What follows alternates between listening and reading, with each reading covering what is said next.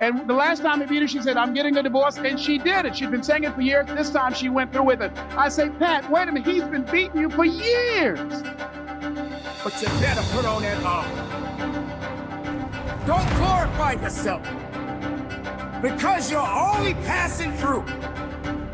How do I get what I said out of the machine? And he goes, I don't know.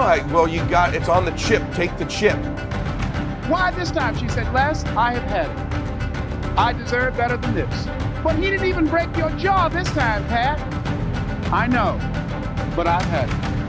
And she went on to a better life. I was working for a guy that I was miserable. And life is too short and too unpredictable doing something you don't want to do. Even if you can't do it all at one time. It's worth it, ladies and gentlemen, to be involved in doing just a little bit of it. Do just a little bit of your dream. What if the unthinkable happens to you? What if, God forbid, I wake up tomorrow morning and I open my mouth and no sound comes? What if, where you're working now, they have a downsizing or merger and you're out? What if the unthinkable happens to you? Now, she done made so many pies. The dude's shop, he ain't selling hamburger no more. All he's selling is them damn pies. That's how Marie Callender got started. Marie Callender now has over 120 restaurants. You can't go to no frozen food section without seeing Marie Callender in there. You know what she started with? A pie. One pie. The dude that, when I had hair, when I had that world famous lining with that box cut, when I was Steve Hightower, Kings of Comedy, when I had that hair, the dude that cut my hair, I met him in 1986. He cut my hair for $10. I remembered him. When I got on TV, I had hired him. He came out there, he started making $300 a haircut. I paid him $10. He had been with me so many years that he was making $1,500 per haircut. I wish we had a time to talk about strategic planning that you can do for your future. But let me take you to the next level. I know I'm running close. Can you give me just about 3 more minutes? Can I do this stuff here? Let me do this stuff here. If you want to get your goal, here's something else. Ladies and gentlemen, you've got to decide to be unstoppable. Unstoppable. If you want to reach your goal, see, most people, ladies and gentlemen, are stoppable. Most people, all you have to do is tell them no.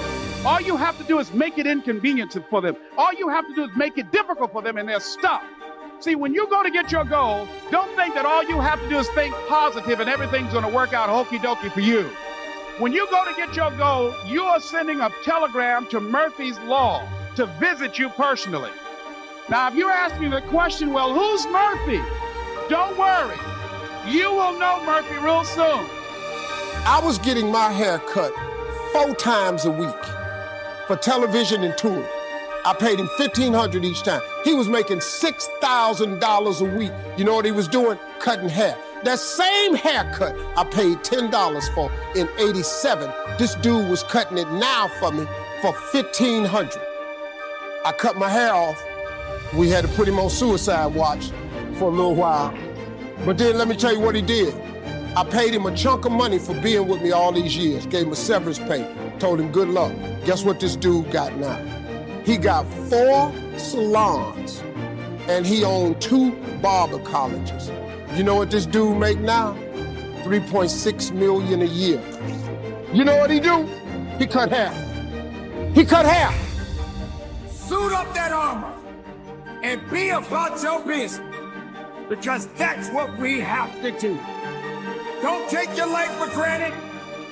Don't feel that you cannot be touched, because you must know, keep that armor on, carry on, and live strong. And from the bottom of my heart, keep the faith, look up, and conduct your business. There are going to be times that you're going to just struggle and you're going to be tired and you're going to be weary and you're going to want to quit and you ain't going to have nothing left. Now here's how stupid I am. I'm like, chips? There's no chips. He goes, yeah, there's a chip you put in the machine. I go, no one said anything about chips, man. You know, are these, what do you eat these? Like, he goes, no, dummy, there's a chip, like a micro something or other. He didn't know either. You put it in the machine. And I go, shit, I don't think I have one of those. So I look, and there's no chip. So I literally talked for 30 minutes into a microphone that never even recorded anything. So then I go get the chip, I put the chip in the machine, I do the 30 minutes again, and then I call him, I go, okay, it's on the chip. How do you get the chip into the universe where people hear what you're saying, right? Like, I didn't even know this big. He goes, I don't know. I think you stick it in your computer. So I'm on the phone. I stick the chip in my computer. This is the #1 show in the world now. But you still got to carry on. Live your life, ladies and gentlemen. Be excited about life. Regardless of the struggles, regardless of the circumstances, get excited about being above ground and not under it. Walk with your head up high and live your life. How many of you have been in a competition where you pushed yourself and you worked so hard and you pushed everything you had within you, and then you got so close to the finish line, your legs gave out. You didn't have nothing else left in your legs. You couldn't run a little bit further. You couldn't pedal that bike a little bit faster because you had nothing else left. That's when the grinder must come out. I stick the chip in the computer. I go, okay, it's in the computer. What button do I hit so people in the world can hear it out of my computer? I'm not kidding you. He goes, I have no idea, man. I don't know how this stuff works. So finally I figure out, oh, you got to download the chip onto your computer, and then it goes to a thing called Libsyn. And I knew none of this stuff. The first podcast I did never got recorded. I Googled how to do it. The chip sat in my computer for 2 months because I couldn't figure out how to get it out of my computer into the internet. Okay? That's how my podcast started. But I've become laser focused about podcasting. I'm like, oh, then people said, you should record it and put it on YouTube as well. So I've learned, where do you get the cameras? How do they do it? How do they post it on YouTube? What do you type?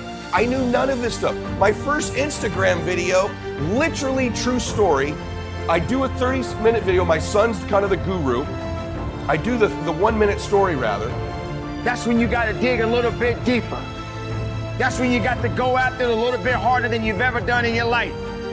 So you always find yourself starting off on the right path. You start off, you're feeling good, you're running, you're doing everything that you need to do. But it starts to get harder.